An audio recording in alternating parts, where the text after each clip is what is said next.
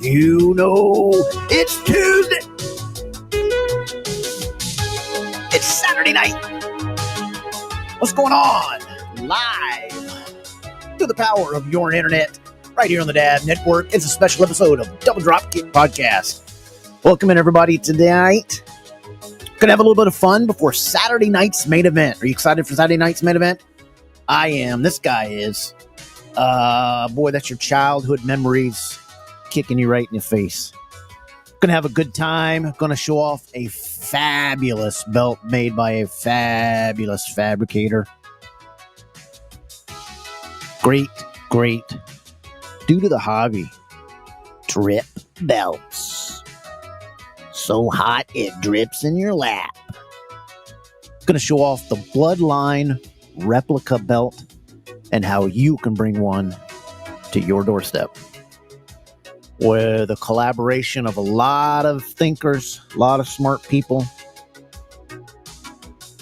Yes, they all dropped out in third grade, but hey, they're making it work. Hope you're having a great night. Hope you all are all ready to go.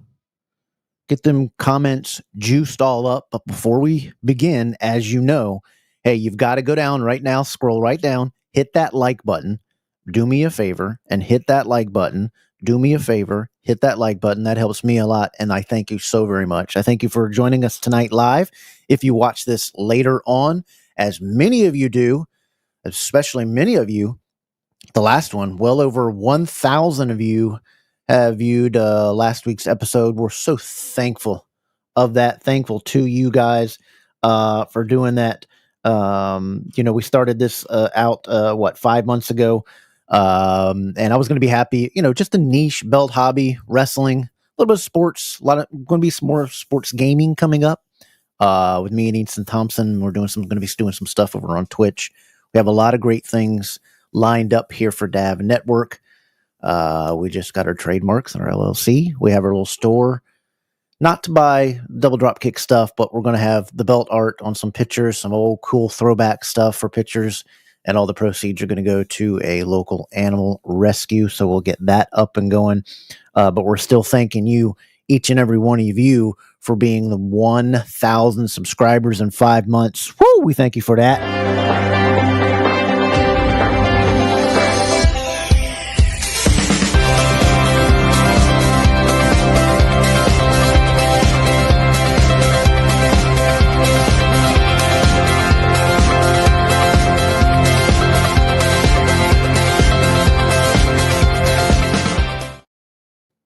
That means an awful lot to us, what you have done in support of this program. And we greatly, greatly appreciate it. Another program that's well on their way to doing some great things. Great show every Thursday night. It's Spin of the Glue podcast every Thursday night.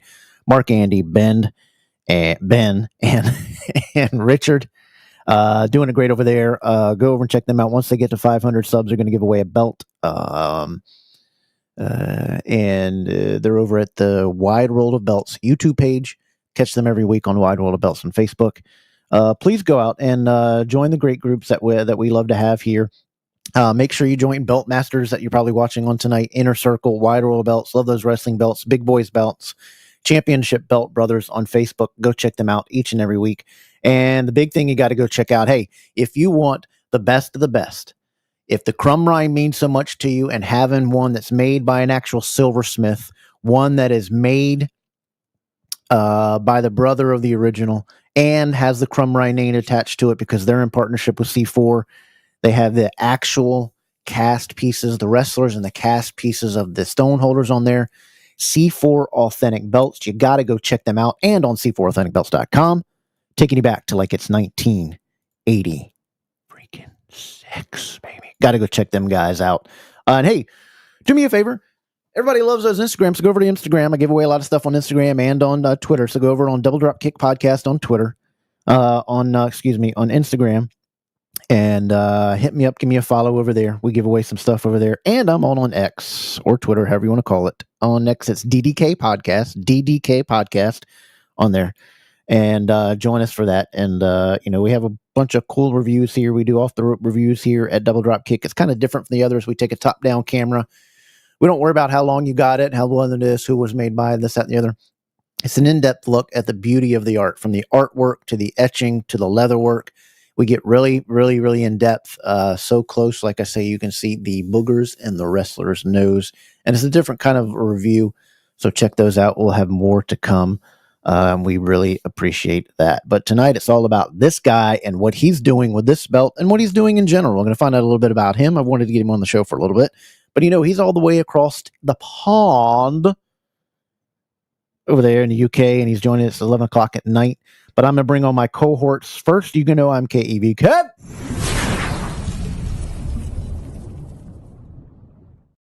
And my main man every Tuesday nights, Mr. Easton Thompson.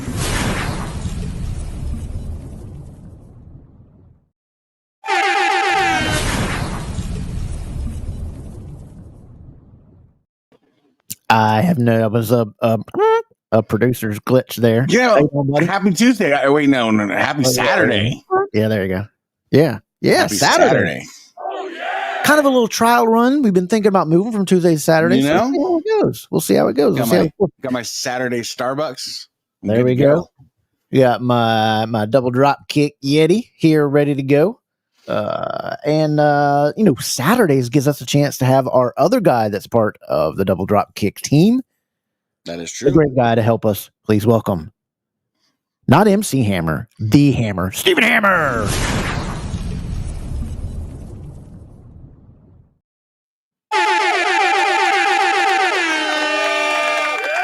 Woo! They love you there. Oh, he's got the Bloodline shirt on. Yeah. How's it going, Steven? What's going on? You guys talk about Starbucks and your double drop kick drink. I got my double drop kick Diet Coke. There we go. There we go. You got your red button to get your Diet Cokes like the president does. He presses his little button and brings in a fresh Diet Coke. That dude drinks 12 Diet Cokes a day. Is he really? Yeah, at least 12 a day. Yeah. Yeah. But I mean, the dude's what, 70 some years old and works from 6 until like 1 in the morning. I don't know how he does it, but man, I think I'm gonna start drinking some Diet Cokes. It's a Not secret elixir. political. We're just saying. Some people got triggered today with some political pictures on some. Wow. Scroll past people. It will be okay. So you feeling good, Steven? How's your wife? She's doing good. She's doing great right now. I'll say that because right before I came on here, I was like, Oh yeah, she's doing great because Steven. Hey. Next on the stage with his Steven's like, wife. I gave her that full 2 minutes. Yeah. Yes, sir. my name ain't Hammer for nothing, baby. Yeah, I made her some made some hamburger steak and then mashed potatoes. So like she's good. She's good. But she's good. She's good. She's probably not going like, why'd you tell him like you fed me like I'm some animal and then you're good for a little bit and you shut me in the bedroom? You open that bedroom door, she's gonna get you. So you guys excited tonight? Our guest is here, and are you guys excited? Absolutely. I mean, he pulled up. He got the limo. There he is. They say he's inside. Security's walking him into the studio now. He's arrived at the DD Clay Club, and we're all excited. We hope you guys are excited to be a part of this broadcast, too. Before we bring him in, let's say hello to everybody in the comments. You guys are blowing it up. Welcome in. Yes, it is a great design there. Platinum, how you doing there, buddy? Hope to see you good. Some DDK before Saturday Night Main Events. Count me in. Yes, indeed. Yes, indeed. Good evening, gents. How you doing there, James? Christopher, what's going on, Good buddy? evening, Christopher. Is this thing on? A little bit. Andy, welcome in. Welcome in. We missed it the other night. Good to see you. Good to see you. Danny, how you doing there, buddy? How you doing there, buddy? Welcome into the program. Hope you're subscribed, because we're going to give another way about here next month because of our 1,000 subscribers. Max, what's going on, buddy? How you doing? Let's go. Yes, sir. Wrestling Bonkers, what's going on, buddy? How you doing, man? Yeah, it is. It is a pretty cool what they've done with this. It's pretty awesome. Everything's going good with me. Rainmaker, how you doing? Made sure I was not missing it. Hey, there you go. I do it. Hey, do another favor. Subscribe for us so that you can be part of our belt giveaway next time, man. How you doing? DDK on a Saturday night special before Saturday night's main event. Mark, how you doing? The runner of Spanning the Globe podcast, Christopher Raines. He always says hello to everybody. He's passed. I think we're going to have to put him at the DDK bar passing out drinks. Having a handy time handing this. So I'm so proud of Drip and Danny Ripley. Oh, well, appreciate it. And thanks for what you're contributing to the hobby there, Danny. Appreciate it so much. You can win one of these in Drip Group now. Oh, so go over to Drip Group. We're going to be talking about that. Drip Belts on Facebook, and check out what he's saying. Ben, what's going on, buddy? Good to see you. There's our chief. There's our chief right there. There's our chief. Yes, DDK on a Saturday night and a Saturday night's main event. We do our specials on Saturdays. We have guests that can't do our shows on Tuesday with a guest, and the guest can't make it usually. Hey, Laverty, how you doing, buddy? What's up, gamer? Yep, we have these shows that we do it. Hey, I appreciate it. The old Iron Anderson television title. It's my favorite belt. I absolutely love this title. Drip is the GOAT. Boy, a lot of people loving on Drip today. What's up, Deuce? How you doing? Putting the fingers up. There you go. Yeah, there you go. Absolutely. Hey, damn Ripley the Beltmaster. Like the Hulk rules on there. Too many people hating on him can't separate the man from the character. What's up, Hernandez? What's going on? Like that logo there. We have one of these to give away. Yeah, Danny is just harping for drip belts tonight. All right, you got one of them to give away. So make sure you get on over to Drip Belts on Facebook. Hit him up that way. I'm back from Cat Fittings. It's time. Teeth or hat? Hello, question with the C4 belts. Does it cost extra to get the belt? No, it comes standard with there. It's the cast pieces. That's all. It used to be called the C4 Big Gold, and now it's with their partnership with Crumb Ryan. It's C4 Ortiz Crumb Ryan Big Gold. No, those cast pieces will come on your piece. All you got to do is order what they have now. If you hit up Colin over there or C4 Authentic Belts on Facebook or C4AuthenticBelts.com, he'll get you hooked up. He's a great guy. Hope that answered your question there. I've worked in the catalytic runner, bringing heat and fire. Boy, are you getting paid by Drip? I hope so. I hope he's gonna. No, it does not cost more to have those pieces. That's all switched over, so they're all coming with that. What's going on, guys? Yes, hello, MC Hammer. Hammer is the best. What's up, Garrett? How you doing there, buddy? Nice shirt, Hammer. Yeah, Hammer is trapped up for my chap's first pip. Yeah. Just quit sending me pictures of them. You nude in them. How's it going there, gamer? How's it going, buddy? How many belts do each of us own? I own 26, 5. I think 25. Absolutely, Aaron. We're acknowledging him tonight, buddy. I'm a meager 6, but I'm rebuilding. There you go. Hammer? I counted really fast, so I think it's 15 for me. Okay, 15 for you. There you go. Hope that answered your question there, buddy. But now let's everybody wants to see our big guest that's waiting backstage. So folks, before we do that, we want to introduce him properly. Take a look at this fire.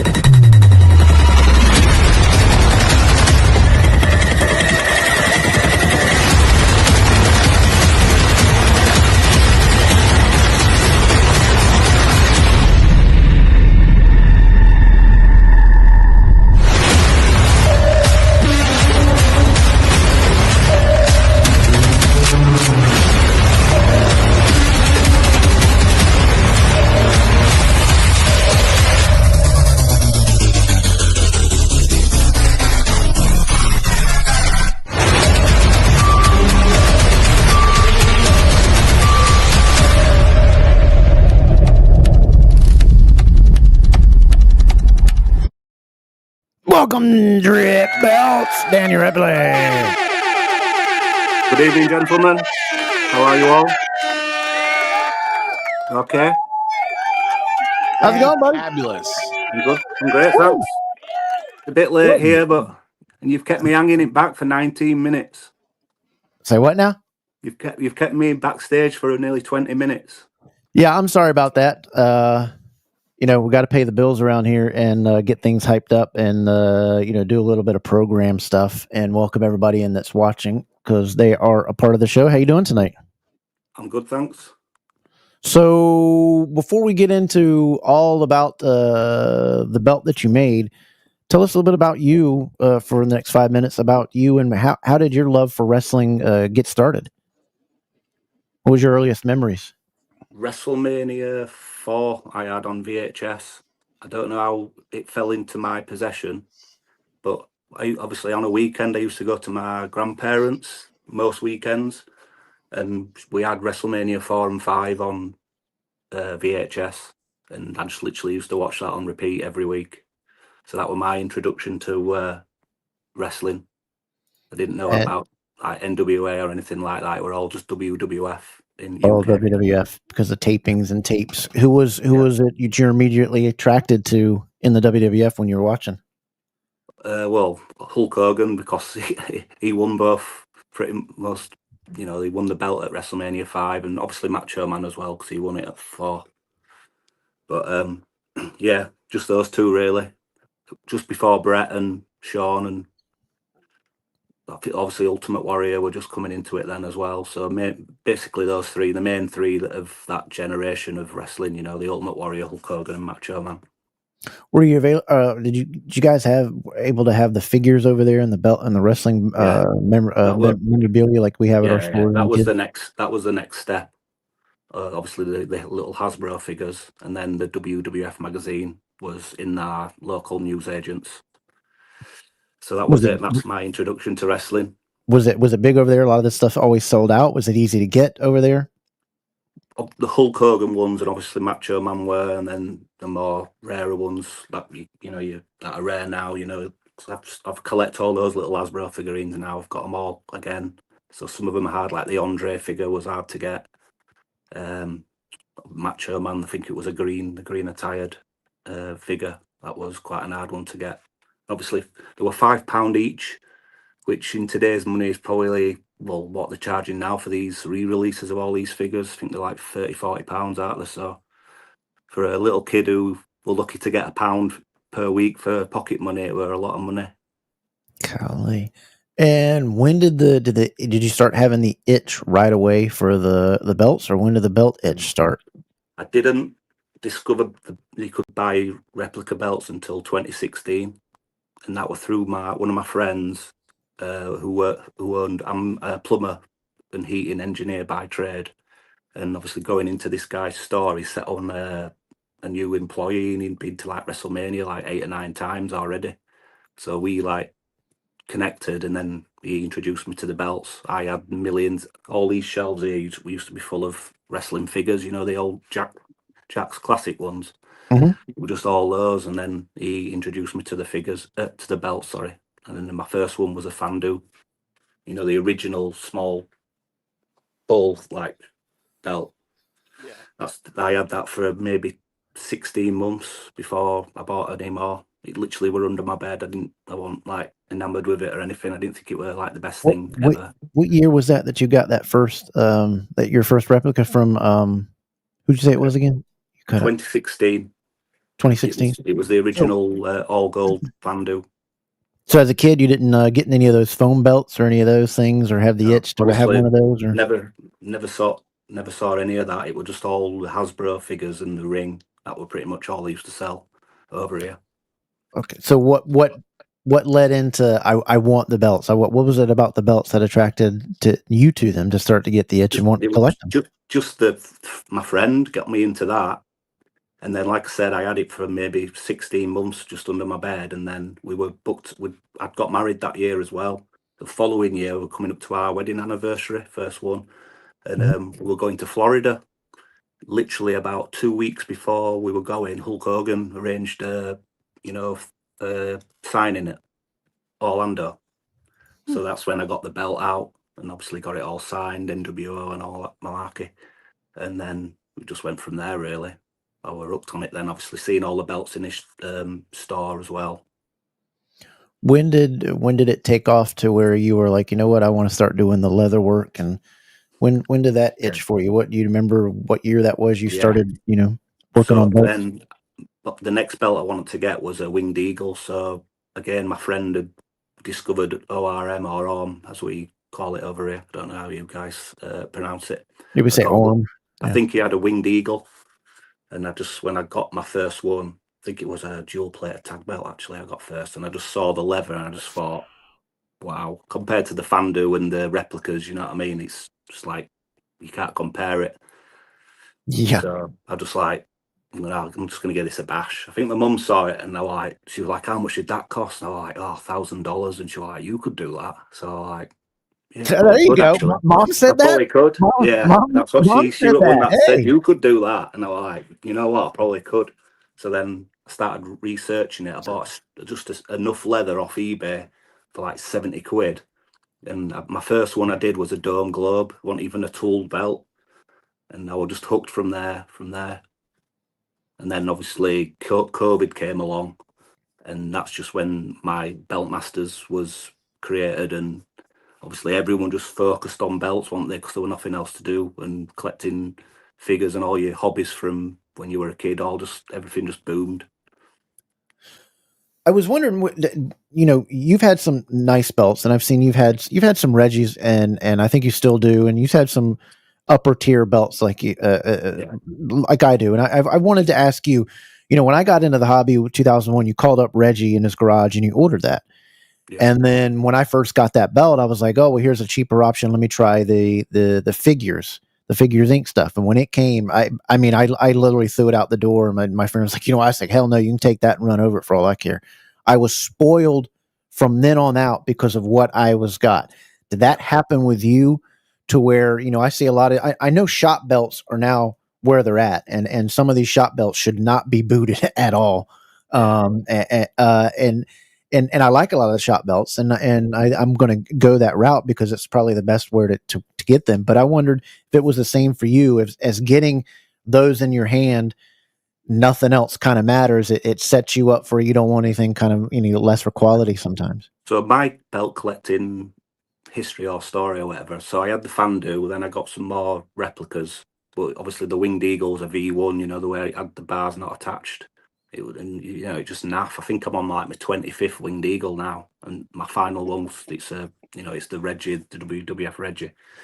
So that's out of my system. I've sold all my other ones off, and then Shawn Michaels, Razor Ramon, they were like my favourites, from when I would get still a young like 12-year-old.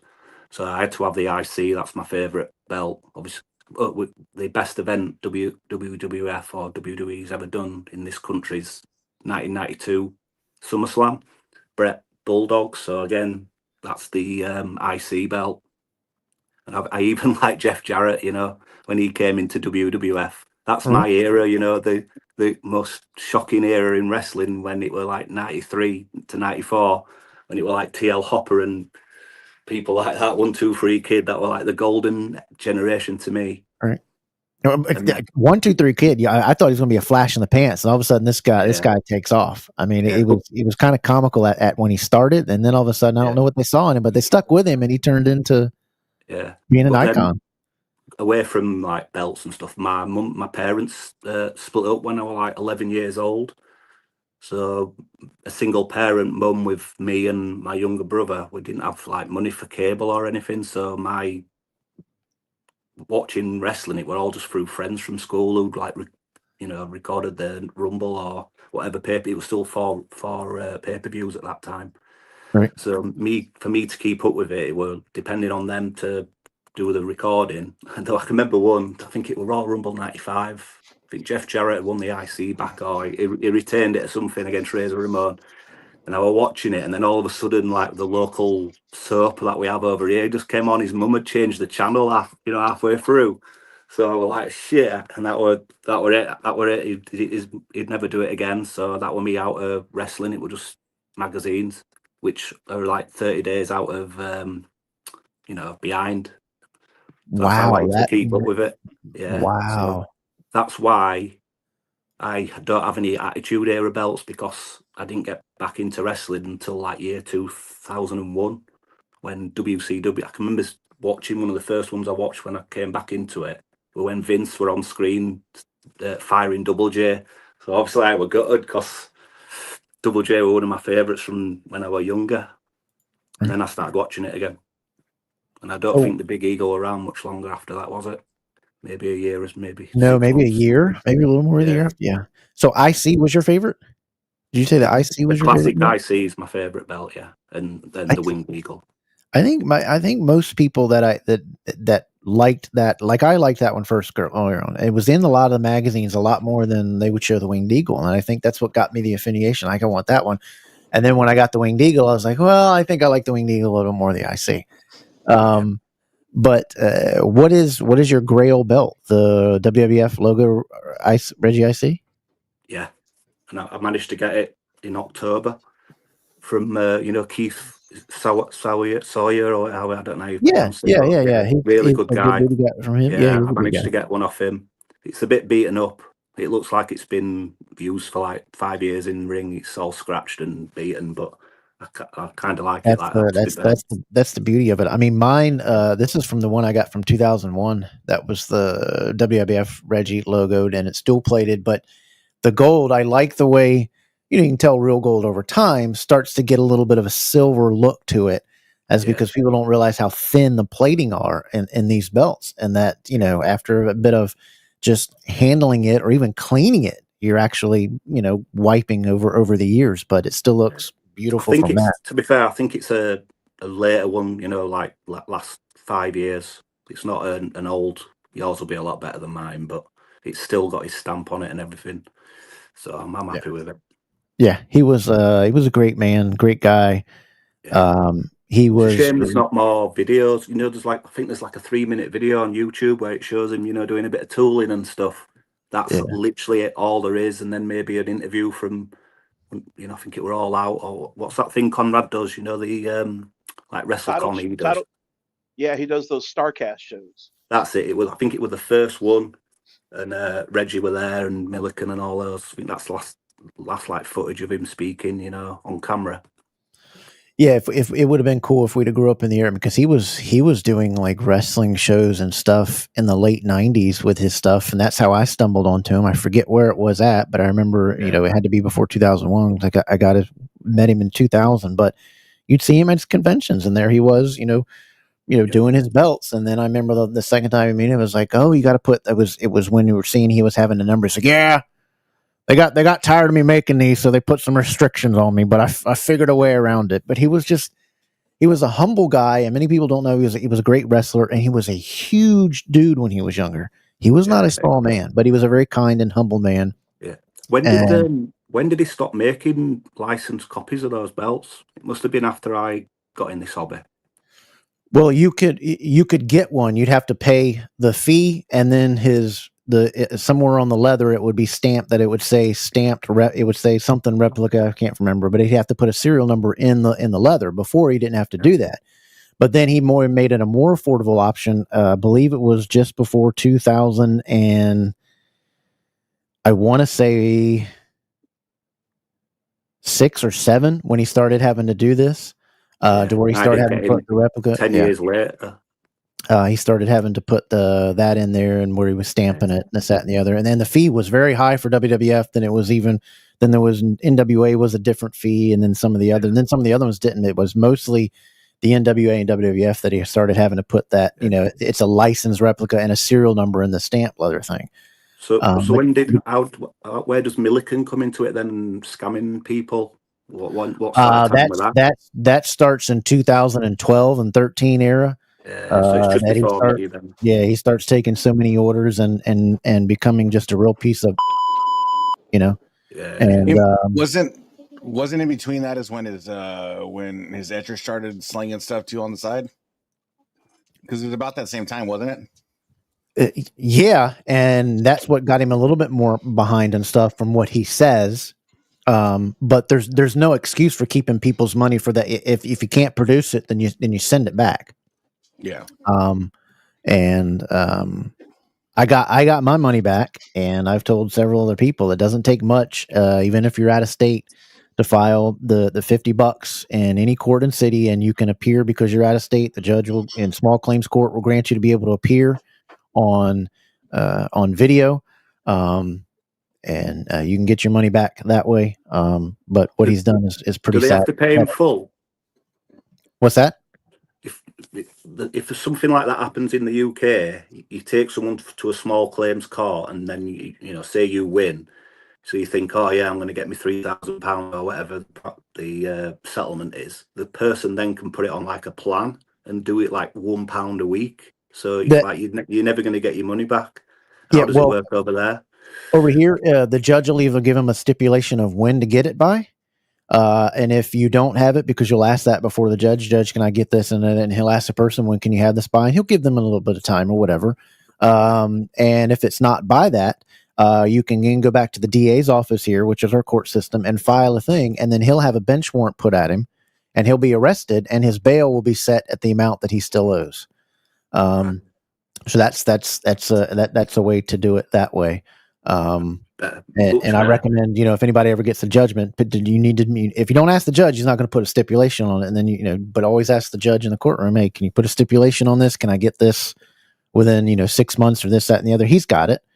And because he's still doing good. He's making a bunch of money from selling belts and belts for them shit belts and whatever. But, it's just sad that Reggie, taught him and took him underneath his wings for him to turn out the way it is. It's, what a waste. Well, isn't it true? He still gets all the WWE merch that has the Southwest design on it.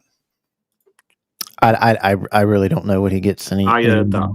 He even forget like a little toy belt in a a Mattel figure or whatever, he gets royalties for that. That's why he's not bothered about doing any work. He's just waiting for money just to roll in for free. About that time was like the Wild Wild West, it seemed, to Reggie's, because wasn't Rico involved in that too? In selling fake Reggies? I think so. Yeah, that was a crazy period of Reggie. What about J-Ma? Who can fill me in on him? Because again, it was well after my time. He's a piece of crap too. He turned into the same thing that Milliken did, and then he wants to blame it on not getting this. But you've got 40 years of people's money. Either you do it or you don't, and fill it back. Now he started back, and some people say that he's contacted them about getting their belts.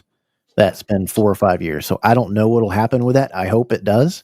But I've told everybody, use the court system. It's there for you to get your stuff. Don't lay back and let somebody take your money. Stand up for yourself. Stand up and do a little research. File your stuff and get your belts. Yeah, I'm not defending it at all, but it's quite a lot of pressure when you start getting a lot of orders.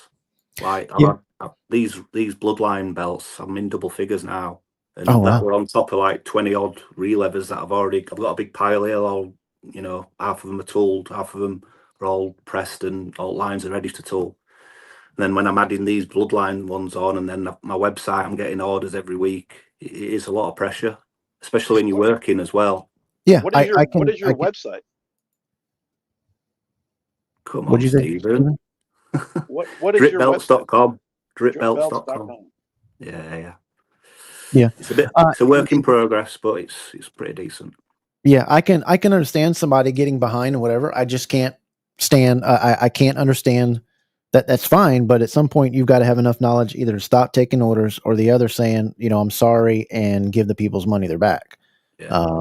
That's definitely why Wildcat they've got the WWE contract, and you just they're pumping belts out there for all different types of businesses and stuff. He's smart because he's got 2 leather crafters. He's got Stokes and JR, and then he must just do all the assembly.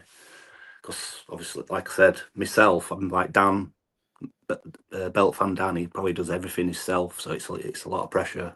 That's probably why he don't post very much, on his own group, because he's too busy. And that's also happened to some good leather people. They've got too far behind, and this, that, and the other. And now I've noticed a lot of these good ones now that are up and coming, like Mark and Mendoza Craft, and some of these other ones are smartening up and saying, hey, I'm going to get an allotment and I'm stopping, taking no orders, and then I come back in. That's just a smart business model. And if you do that, people will return to you and they'll wait for you if you got some good stuff. Well, the way I used to do it was I just used to take people's plates, and that was, to me, that was a deposit. And then I didn't take any money off them until the belt was ready. But now I'm quite well thought of and everything. People are literally sending me all the money up front. So, like, again, it's more pressure. It is. Whereas before I could just do it at my own pace, knowing I'll get a reward at the end. Now I've already got the reward, and I still have to do the work. Right. Well, I must say you are one of the kings in leather making. And tooling and stuff. Your stuff is absolutely phenomenal, and I hope you always stay around, and I hope you don't get backed up, and I hope nothing ever does happen to you there, because I think your work is impeccable, and I've helped quite a lot of people, to get into it as well. When I was first starting out, I think it was just videos from Tandy and I think is it Canuck or whatever, however you pronounce it. He had a Mhm. few how-to videos. I think that was it. Everything else is self-taught. Speaking to, I got a lot of help off Omer or from Arm Belts. Different techniques of how to do it. I must have gone through maybe 5 different tanneries of leather, and now everything's just all. I've got every press plate. I've got the raw tag, the smackdown. The little intricate bit next to the smackdown tag, the new one. I've got the women's press plates. I've got like I said, the raw tag, didn't I? I've got everything. There's only a couple more that I want to get, and then I'm pretty much set. Every time they release something new, I'm always the first person to get it and Nice. do it. Nice. Yeah. Hey, you guys in the comments, if I missed some great leather guys, put them down in the comments. I know Stokes great. I know AJ's good. If you guys got some other ones that you love, marked leather and stuff like that, drop them in the comments below so everybody knows Yeah, who can use them. Stokes definitely helped me out a lot. Yeah. I mean, He there's got a me my lot. first artwork. Just like for with the J-Mark stuff. Yeah. Sorry. Yeah. Yeah. Just like with podcast stuff, there's enough to go around for people to watch all the podcasts. There's enough leather guys and there's enough belts going around that people want their belts leather and this, that, and the other. So, it's good that's what I like to see in the hobbies, people. All right. Mark says he doesn't collect until the work is done. It's one of these things that we need to be, get some of this drama stuff so much out of the hobby, and especially all need to work together in some of these bigger belt groups to smash some of these scammers out of here. Be very careful of who we let in some of these groups. Some of these groups just click on a guy and they won't take the time to look at the name, won't look into the likes, look into the, you'll see these guys with these names and just let them in the group and said, if you just go on the first picture and click on the likes, it's Zimbabwe or Muhammad Lafid or Zumhano or whatever it says from whatever 15 different countries. And we got to be better at that. And if we do that, we'll be a lot better hobby. Where did you get your wrestling light behind you? It was on Instagram, Neon UK, but it's definitely not in the UK. It came from China. It took about 2 weeks. It's actually on their website now as a standalone thing you can just order, whereas before it was just a one-off, and then they must have got a few orders, and now it's a thing you can order. But then I think you can get them off Temu and sites like that now. You can get anything, can't you? You can get any old, you can WCW or anything. So I got it from there, yeah. Awesome. Did you guys have any other questions about Mr. Rip before we get into the goody of the nitties here? I got one. I just gotta say, go ahead, Steve. I'm on your website right now, and I'm a little mad at you right now, Daniel. I'm gonna tell you why. Because I see you wearing that beautiful. Hey, shut up.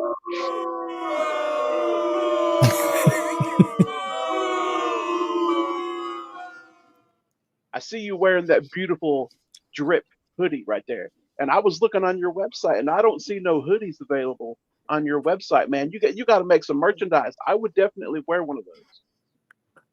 I'm gonna get some new ones made. With I don't know if you've seen I don't know if I've got a picture of it. The one where where it's actually it's like Scott Hall's drips.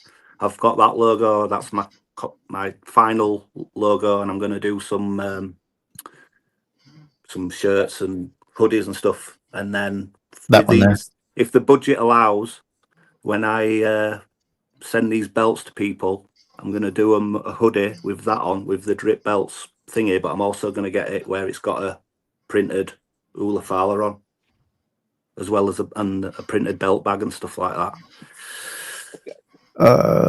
GS, do you do this as a full-time job, Leather? You have a regular job there, right? At the moment, yeah. It's getting to the stage where I'm having to consider my options with regards to work and working, doing this. He said you still do stuff for main event belts? No. Nope. There you go. There you go.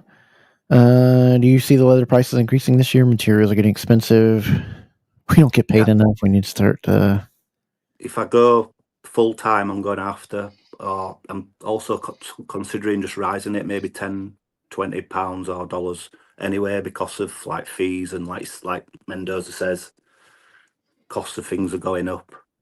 My shipping generally works out from the UK to US with using UPS, about £45 to £50.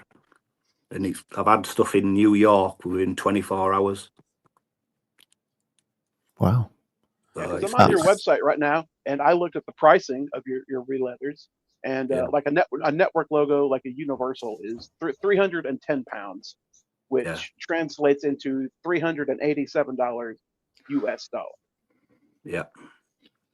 So Ethan? if you were to message me on Facebook Messenger, I'd quote you that at £300, but I've had to just inflate the price just for fees. That's why it's that.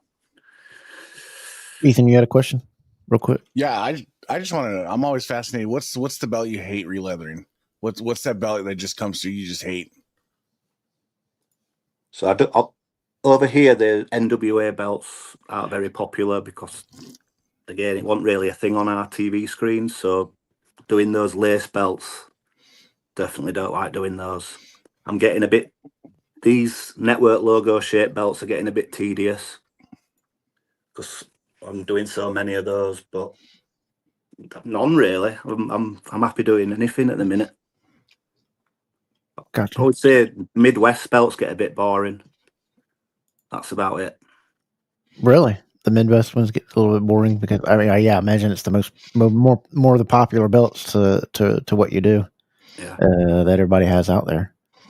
Like Is today, there- I've done 7 of these Bloodline straps. Well, they are absolutely beautiful, man. They really are. You did a better job than WWE Shop with their Roman Reigns signature belt. Yeah. This one Thank you. was incredible. The one thing to me, I don't know how anybody else feels, but that back plate behind the logo is just mind blowing. How beautiful that looks, and if you look at this, Yeah. So look at that. so yeah. So tell us, where did this envision start for you to say, So, hey, let's I make this? think it was SummerSlam, wasn't it, when Roman Reigns returned?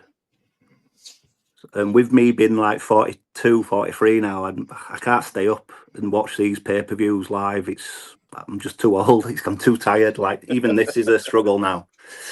So anyway, I woke up and obviously all the groups were going mad. Oh, Roman Reigns' belt and all this. And so I logged on Euroshop because it were on there, surprisingly.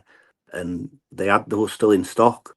So I was like, looking at it, I was thinking, I can do better than that. I'm not even bothering buying this thing. So plans went into action there and then. As you know, I already do the base plates, so I had the artwork ready. Mhm. So I've got an artist that I work with who's on our group, and I just said, right, I sent him the shape of the base plate that we use, that's CNC'd, and I just literally, if you typed it into your phone or your computer now and just type like Polynesian artwork, just scroll down a right little bit, you'll probably find like 90% of what I've used on this on there. I just literally saved it. I said I want this. I was placing on them within that base plate shape, and then I sent him I had some snap boxes, this round-ended one, and it's plain, so I can do any tooling inside it. When I do a custom belt, I said I want the arrowed thing. I said I need that inside. I sent in the artwork for the snap box. I said I want those arrows facing that way. I said, and then the little triangle bit that goes around it, I said I want that to surround it. And then like I'm working like the real belt where it's got a snap box and then it's got the geometric bit. So I thought I can't use the same geometrics, it won't work. So then I went onto the thingy again and found that round shape. I said I want that as in the middle of the geometric, and then I want you to continue the triangle bit that's around the snap box to flow through around the geometric bit. And then I was literally making everything else up as I was going along when I was doing this belt. So the bit behind the sidebars, that's literally the snap box again, just pointing up. So a lot of it's hidden, but then they're like the arrows or I don't know what they're meant to be. That's fitted directly dead center to the sidebars. So you said you got an artist to do the drawing for the back plate, the design that you did for the back plate? I just literally copied and pasted something off Google. And then Oh, okay. I don't know how he does it. You trace it, or however they do it, and then I just got him to fit it within the base plate art that I've already got. You know, the plain for when I do my Universal and World Heavyweight fully loaded belts. He just did that, and then so I've got a picture that I'll probably release where you'll be able to see this thing without the main plate on, so you can see how intricate and the bits that are actually hidden. I don't mind I'd like to showing that see off. that. Yeah, I definitely like to see it out of it. And Yeah. And then in terms of, I've got like a couple of friends that I bounce stuff off. Daniel Dunning being one of them. That's probably why he's, trying to sell within this podcast tonight. But he was like, this is just going to be insane. It's going to blow up and all that. And me playing it down and everything. So I was just literally making it up as I was going along, like I said, and I just kept on sending him different things. And you know the bit where it like waves like that? I wasn't sold on it at all. I was like, I'm not sure about this, because it reminded me of like the Brock Lesnar belt and all those things where there's little bits sticking out. And I just thought, I'm not keen. But anyway, I'm glad I've done it now, because I think it really does make it look a lot different. I think that's why people think it's so nice, because it's just different from the normal shape. Do you know what I mean? And then even the red, where the red, the red lacing is. Oh, we're going to have these. I don't know if you can see that. I put you on. Hold on. There you go. I love that. That's killer. So a lazy design would have just been to have this pressed everywhere behind the plates, but when I laid it out, you wouldn't have been able to see any of it, the full part of it. So I just thought, I'll bin that off. I got rid of that. But like I said, I was going to have it where the red lacing is, but it had meant that I needed to get this press plate that I've got. Sorry, I'm not even pointing on camera, because it did it so I needed it so once the finger had been symmetrical, if you get what I mean. Uh-huh. So one side it had been the finger right next to the side plate, but then on the other side it had been away from it. So it wouldn't look right, and I didn't want to wait, have to get another thing etched, so I just binned it off. And then I saw the Rock's belt, and I thought I'll just do like a lacing on it instead. Like his. You can just sort of make it out, on his People's Champions belt. Yeah, I do. Gold lacing it. Yeah, I do like that aspect of it, the lacing in there. When people saw that come out on the right, so it's a multiple of everything in here, including this. The beveling on the strap is just insane too. Yeah, I don't think anyone does the like textured. That's like the texture off, network logo or Universal belt that in the snap box. It's just that. I've done it a few times on a few custom belts. I think it looks really good. Sorry. Yeah, I mean it's a stunning belt. I'm particularly fond of the snap box. I like the snap box. I like what it was circled with, and then the snaps inside of the double circle there. Yeah. I think it came out very well on that part. The there's red a few on things the very I've end is changed, really nice but too. You what, Stephen? The red, the bloodline at the very end of it in red, I think is a beautiful touch. Yeah, I'd like to see like the little arrows and everything. I'd like to paint all that in, but it'd literally take probably a full day to do it all, and then it'd be so difficult. I mean, even just doing that Bloodline and Replica were tough. Really fine tipped paintbrush I had to use. Yeah, I'm sure it's a pain in the butt to do, but the end result though is stunning. That really pops on the end of that belt, because there's not a belt tip on that belt, right? So that right there just pops the end of that belt. I love that. I really do. Yeah. Just how many custom stamps did you make to complete this? Yeah. Just let me grab them. Just 2 seconds. All right. Taking a look at the the texturing and that snap box. Just it ties it all into that main plate. Yeah. It's pretty cool. There's the other side with his stamp. So this is a custom snap box that I got done like, I don't know, 18 months, 2 years ago or something. Okay. So, as I said, I sent this to my art guy, and then I sent him the artwork, and I said I want to make use of this. So what I do, I press this into the leather first. Me too. So then it's obviously imprinted, and then I've got arrows on the back, so I know which way it goes. And then I place that on top within the lines that I pressed already. Press it down again, and then got this. The end of the tip. I might get this done smaller, so there's a possibility then that this could get painted in red. You know, the Ulafala. Again, it'd be quite difficult, but that would be see. And then a good idea. This is the geometric. Yeah, that's I love that. Yeah. You could open up that center circle and put the OTC in the middle of it. Yeah, well, if things progress and I can get some sort of there could be version 2, version 3, version. Yeah. I'm definitely going to do some. I'm going to do some variants of it. I'd like to do like a red strap, and then have the little details, like my the bloodline bit in black, or maybe red. Yeah, and then or maybe even a golden black version. You can't go wrong with golden black, can you? And then there's also potential to have the base plate, have that paint different color, red or whatever you want. Probably red or black's probably the best choice.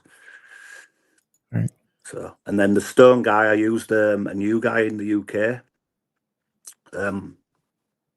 Nathan, I don't know if you've heard of Stones by Bones. Nathan Bones, he gets a lot of hype in UK. He's on a bit of a sabbatical at the minute. He's doing some like university courses or something.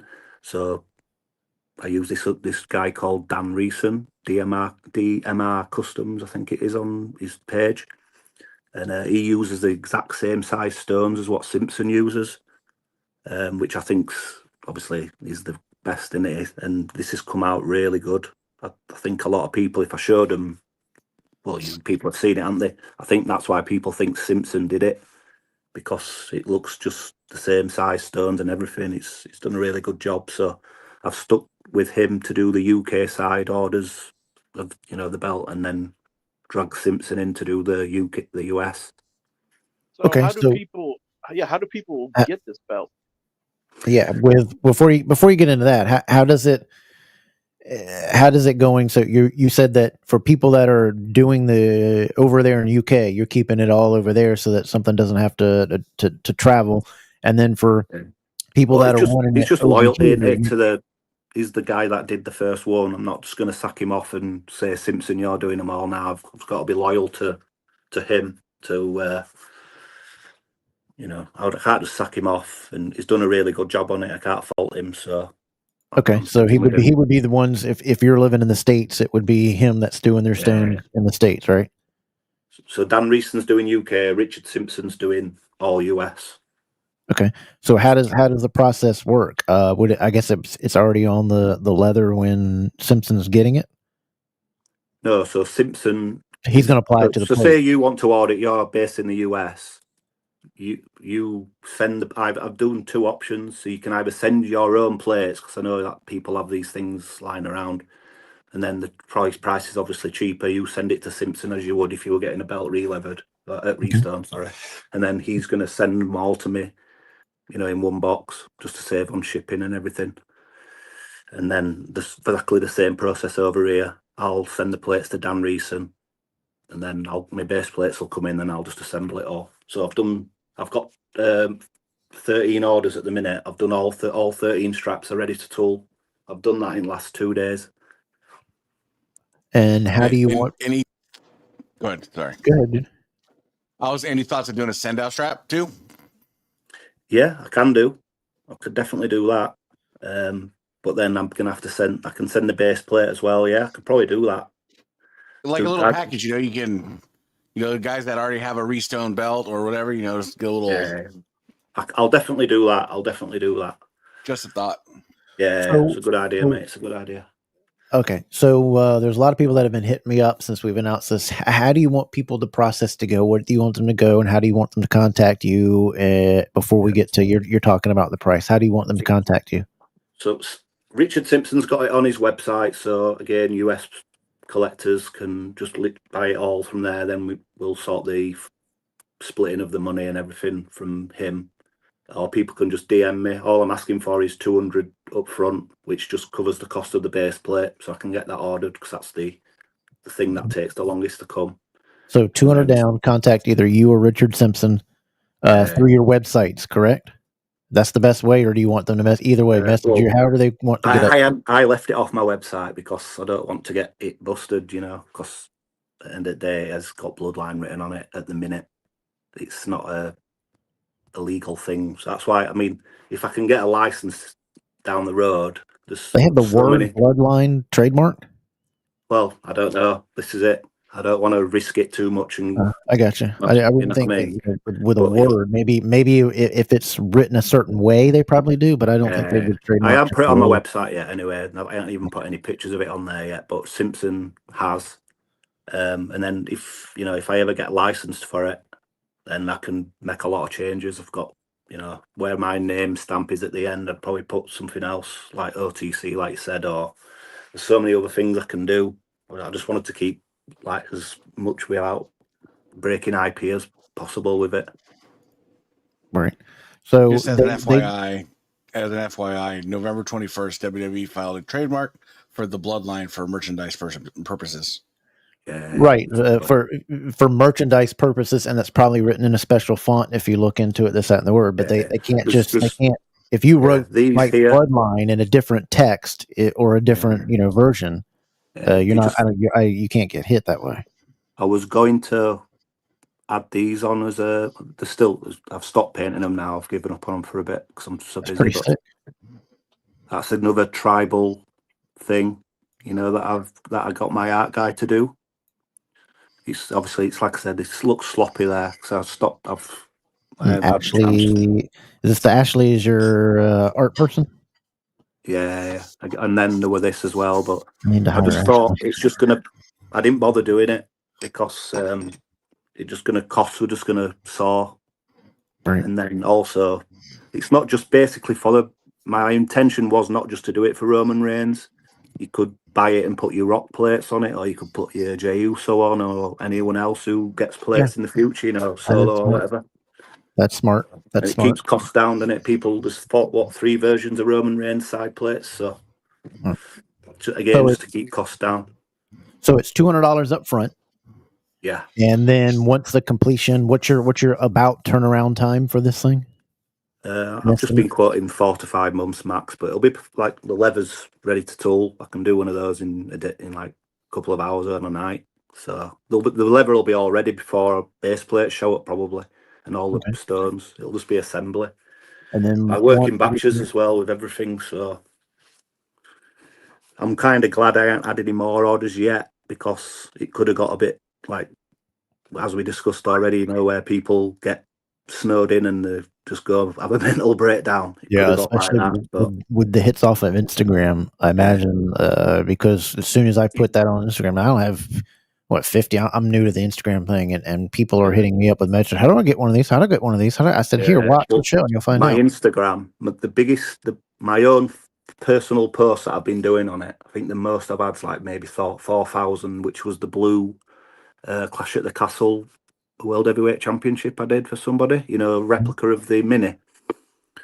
About King Coley, the guy you had on the other day. Yeah. He collabed with me on this, and I've just had like nearly 12,000 likes on it already. Nearly 200,000 views. He's a fun dude. Yeah. I've had over 100 inquiries as well, from people wanting a price. Talk to me. So he's a pretty cool guy. He's a fun guest. So then the final cost comes after the 200. What's due after it done? So the total cost with the 200 is? It'd be $1,500. So it's $1,700 in total if we're supplying the plates. If you're supplying your own plates, I think it's like $1,280 or something like that. Plates? You mean the WWE? I mean the logo plate. Okay. You can't buy them, can you? At the minute, they're not on WWE shops. So again, this is another reason why I thought I'll let people supply their own, so they don't have to buy yet another belt that they've already got. Right. Okay, so it's 200 down. Yeah. And then if you have your plates, the final cost would be all totaled. Want to make sure that we get the correct. $1,700 if I supply everything. Okay. Or $1,280 if we supply the plates.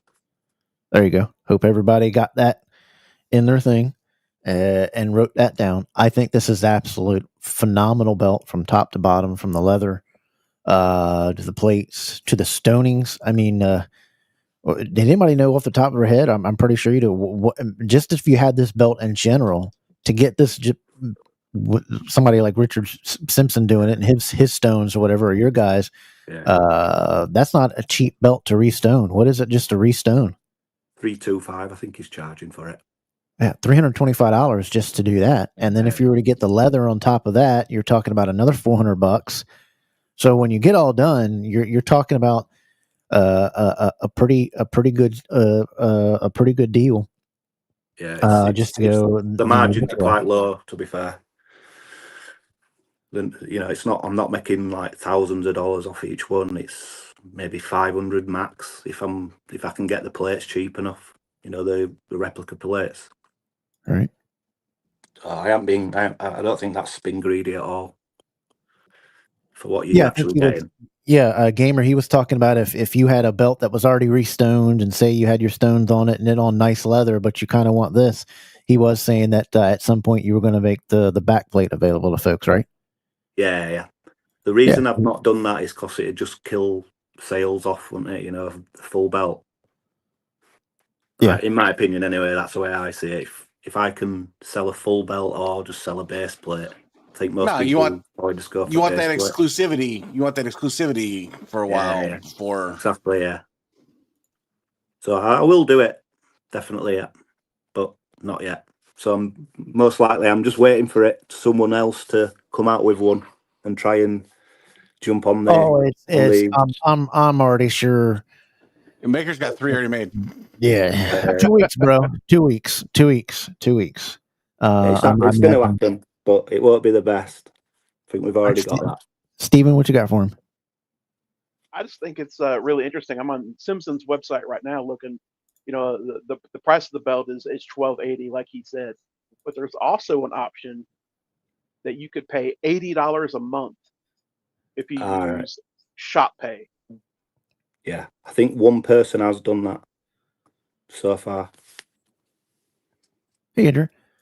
So explain that again, so folks understand that and hear that clearly, Steven, and Drip. Yeah, so if you go on to simpsonsrestoningservice.com, I'm looking at the belt that's available online, and the Roman Reigns belt is $1,280, like Daniel mentioned. But instead of paying like all of that at once, if that's what you want to do, you can choose the option to pay $80 a month if you're approved for paying payments monthly, kind of like how Klarna, like Klarna and things like that. Like PayPal Pay in 4 plan. It's a plan that you can pay $80 a month if you want to get this belt made. I didn't know that myself. I hadn't even looked on his website. I trust that he's done it.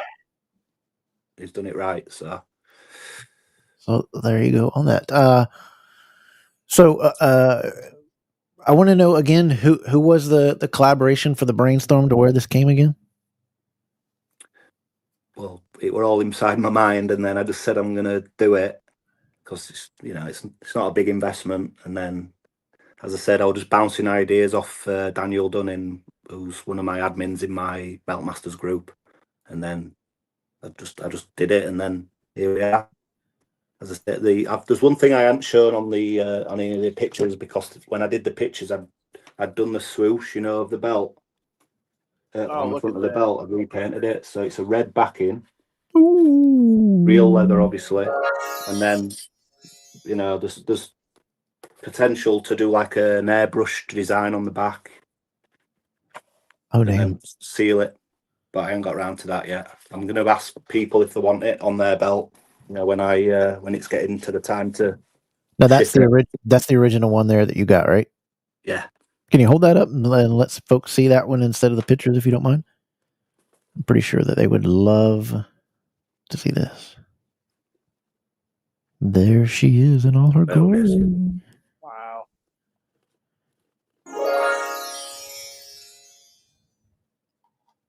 Hip hip hooray! Hip hip hooray! Hip hip 4mm hooray! 4mm base plate. I've actually just started doing 6mm ones. God, it's a freaking chunk of a belt. Look at that thing. There's also I do the side base plates as well, but I didn't have any spare ones for this. God, you forget how many stones are on that thing till you look at it. Yeah.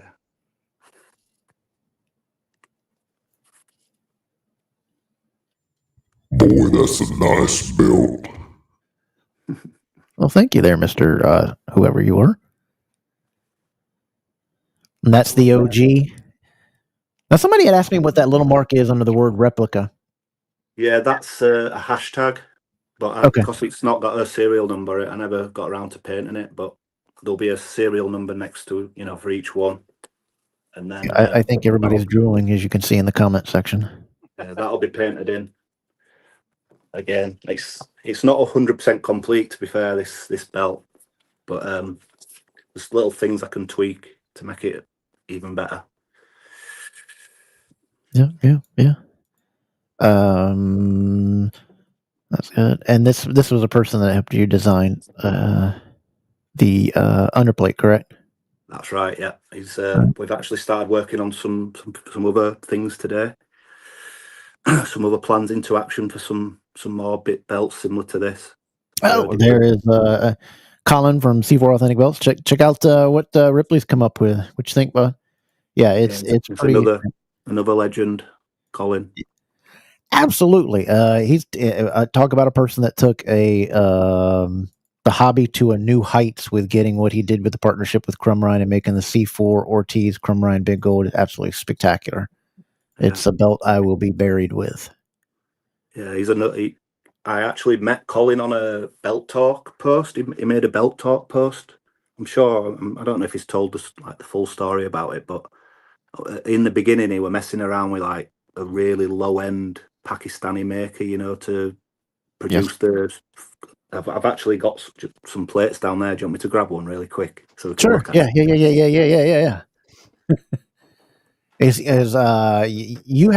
still have that original one of those early C4s on that soupy drip leather soft. Oh man, I just remember that you have that one.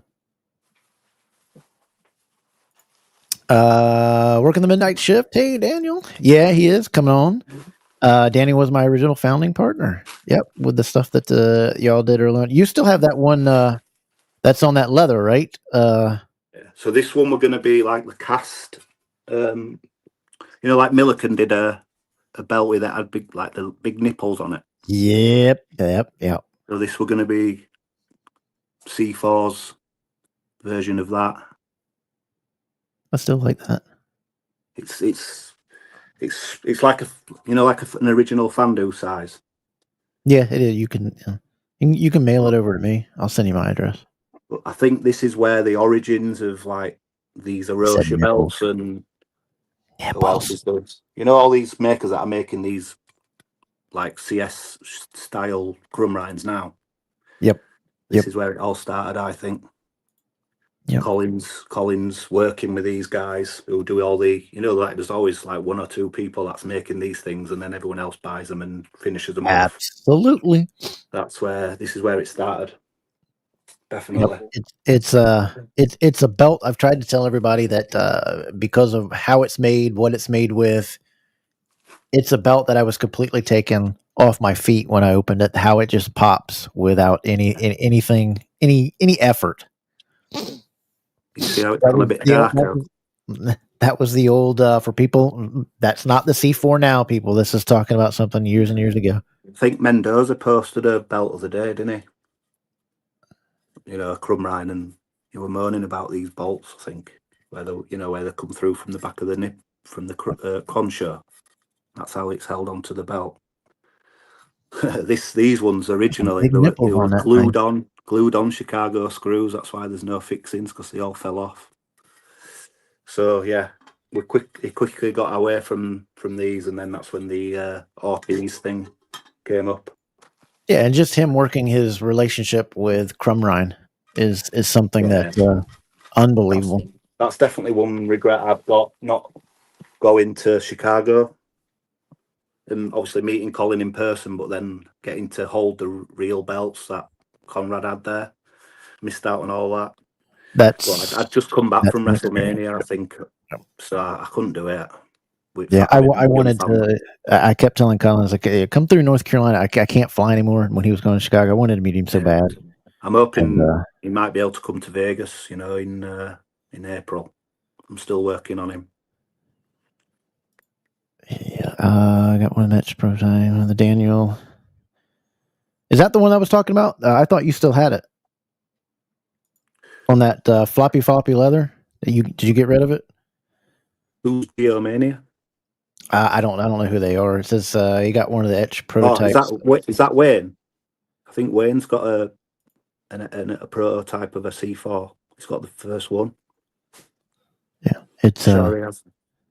It's amazing, and a lot of jealousy when anybody does anything new. Like a lot of people will down this probably what's here. A lot of people talk because they have no life, they have no sense of vision, they have no care, and they just live on these groups. They live in this their hobby is their life. They can't put it on a shelf and go. And people will talk crap about this, and just like they did with the C4 because they can't have an appreciation for things from somebody. But yeah, he really took the hobby to a new level. And this here, I think a lot of people are going to start rethinking these belts and saying, what can I do? And I think you've taken now these, what do you call, what are these belts called? You call them tribute belts. I mean, you've taken it to a direction that makes them cool now, not just the slap it on whatever, a spinner or this, that, and the other that shop has done. This is the kind of tribute belt that I can get behind. Yeah. Well, I've got a punk belt, and I'm thinking of tearing that apart as well, because I got it at quite a lot cheaper than the price that you paid on WWE shop or whatever. So I'm thinking of ripping that apart and doing something to that as well. Right. But I've got so many ideas. Like I said, we started working on some artwork today for future things. Well, whenever you have other future things you want to come, show it off, we would gladly have you. If anybody's got any other questions, as we're getting ready to, we don't want to keep Daniel on there too long. He is in the UK. There was something else that me and Colin were working on for a short period. Yeah. You were doing you were putting like a thing together with I don't know, when TNA and all them went over to Australia and they did that Starcast there and everything. I don't know what they're called. I can't remember, but there's a wrestling company in Australia, and they were looking at using Colin's Crumrine as a championship, right. But they were after a tag, so we made this. Mm-hmm. So it's got 4. That's one with the Warrior, the road. It's got that's right. Yeah, so it's got 2 horses there, 2 horses there for the 4 horsemen. Mm-hmm. Obviously, it's got a custom-made floral. It's got a Road Warriors nameplate. I added a globe to it, and then it's got like you need to paint it in, but it's like this was originally going to be, that you see those like a blue stone that's round, like a brooch. Okay. They were going to have that there, but then it was then being able to find a stone that was going to be the same shape as that. It was going to be difficult, so I sacked it off and dragged the globe in. And then the side, I like the globe. Yeah, the side plates. I think this is what you were referring to. It might be hard to pick out, but it's got I like that. Yeah, that's killer. That's cool. Road Warriors. I like that. It's just something I haven't had time to put it on leather yet. Make me one, Colin. And then that's just like a tag team logo plate. Ooh. I like it. Yeah, so that's something I might do in the future. I'm thinking like an NWA blue strap, like the NWA tag belts. On the blue, like a tint of blue strap. What are your thoughts, Yeah, Kevin? yeah, You been an NWA fan? Ooh, you could even do a USA version one and put it on red. Anything? The United States. All options. I'm open to anything. European and put it on green. Uh-oh! I've just took 2 orders for 2 real belts. See, I've got all the equipment to do belts from here. I've got the stud welder and the cutting device and all that, but I just haven't had time to. We've been so busy with leather work. I've never got time to physically get up. I ain't even plugged it in yet. I've had this stud welder nearly 12 months and I ain't even used it yet. I don't even know if it works. It's mad. Mhm. But yeah, I've just took 2 orders for an international championship and a European championship. It's like the Europeans, like the Leather Rebels version, but we've tweaked the art on it so it's not a complete rip-off. And took the WWE concept, because it was a concept belt on it. Took the logos off because I didn't want to get busted again. Talking about people that made a beautiful belt, Leather Rebels, and their leather work was phenomenal. Just a bad situation he got himself into, but hopefully he's Gotta watch some cameras. Gotta watch some cameras and where you put them, ladies and gentlemen. Naughty. Yeah, so that were another guy again. He'd gone back time I'd got into collecting belts. I think he'd already been, disappeared, which is a shame because I think he did, like I say, did some probably better belts than what Wildcat do. To be fair. Yes. I mean that one that he sent to Billy that I have, the NWA, Big Gold. When Billy was this close with that NWA, their actual logo on it, and people always get it mixed up from the concept. It's completely different from the concept, but that belt that he made, it's just it's spectacular. The leather on it's spectacular. The plate work's spectacular. It's got a different pop to it too. It's got more of a mirror pop, because of the plates on it. It's like mirror. It's like little mirrors all over it. And for some reason I sit there and try to whatever it's done or whatever coating, whatever he's used, it's hard to even get fingerprints on it, which is just brilliant, being that it be on a wrestler. But it's a shame. But yeah, I'd like to see Collins' belt on the NWA show. Just like the Dome Globe went, and then they brought in the big gold. Yeah, absolutely. Figure out a way to get 2 different champions or whatever. But I mean, if somebody would buy the NWA that had some common sense, Billy doesn't have that. He's all using it just to mainly push his crap music, his one-hit wonder career. But while we got you, do you have another 5 minutes with us? I'm hooked on it now. Keep on going. I'll let's hit him. I want to stay up. Might be able to watch a pay-per-view. I want to talk to you. Well, at what time are we getting on? 7:24. So we got a little bit of time before him. I want to know your thoughts on regular wrestling today. I'm a proponent in the old style of wrestling, and I can't stand gymnastics. And we asked everybody, and Ethan knows, and Steven knows. We asked everybody that comes on here, what's your view of today's wrestling when it wasn't? Do you like today's wrestling? Do you like the gymnastics in it? For me, I absolutely hate the gymnastics. I can't watch AEW at all. I can't even watch highlights packages of that anymore. As soon as Punk was gone, I literally stopped watching. It was crap. And people that I've talked to, I'll send it to you. Still defending it, saying it's all right, it's good. You need to start watching. I'm like, nah, mate, it's rubbish. I mean, even TNA's better than that now. They're the next. They're going to be the number 2 again soon, aren't they? I like the Penta versus Chad Gable match. That reminded me a lot of some of the old chain wrestling, like Bulldog and Dynamite Kid used to do, and Owen Hart, where they used to do that headlock takedown, and then they used to do the leg. You know what I mean, don't you? Where they were like, it gives the wrestlers time to call a match, and if they train them better, they could use that time to call something better and to try to remembering something or being off key. When you have a scripted match, the way they're doing it, especially with the women, if they're not exactly, or if they get bumped off and they were supposed to be, let's say, 2 feet away when this maneuver starts, but yet they're accidentally 4 feet away and they're still standing there waiting for something, it looks so bad. Yeah. I think Triple H, WWE is just completely different now. Like I've seen him today. Have you ever heard of that Speed guy? I Show 35 Speed, minutes. whatever it's called. 35 minutes it goes away. He's invited him to Royal Rumble next week. He's got like 100 million followers or something daft like that. So it's just bringing all fresh eyes onto the thing. People can just, apart from the finish itself, I think they can do pretty much what they want, without it being too outrageous. The wrestlers can plan it all themselves with the agents get involved. It's a lot better than when Vince were there. Do you listen to Jim Cornette at all? Anyone?